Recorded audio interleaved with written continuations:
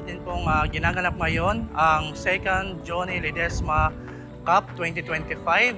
Ito ay isang pagpapakilala o pagpaparangal kay Mr. Johnny Ledesma bilang isa sa aming mga sponsors or benefactors na tumulong na mapaayos ang grass nitong football field.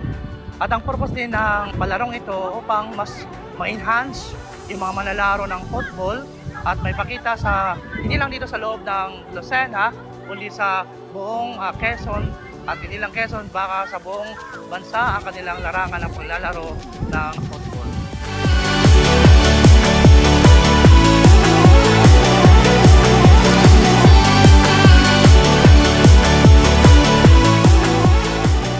Bilang coach, nagpapasalamat po kami sa Ledesma family sa pag-sponsor ng ganitong event para sa mga bata, lalo na sa mga kagaya naming nasa DepEd. So malaking tulong po ito para maipakita ang husay ng mga bata na magagamit nila sa mga susunod pang mga paligsahan. So muli po, maraming salamat.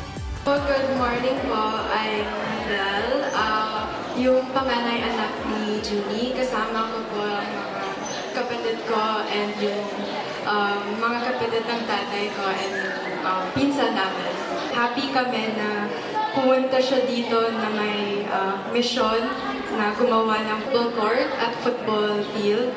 And masaya kami sa Don Orione na pinatuloy ang project at nakita namin dumami ang players. Kaya sobrang sulit ang biyahe namin sa Manila. 3.5 hours kami bumiyahe para lang makita kayo at magbigay ng donasyon ng maraming tao nagbigay sa amin.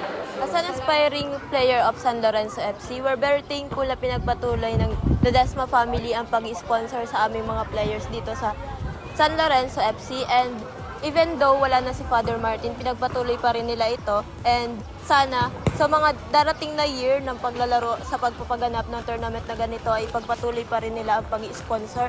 At sana dumami pa ang mga player ng San Lorenzo FC. Thank you so much po. Maraming salamat po sa Ledesma family for sponsoring this event.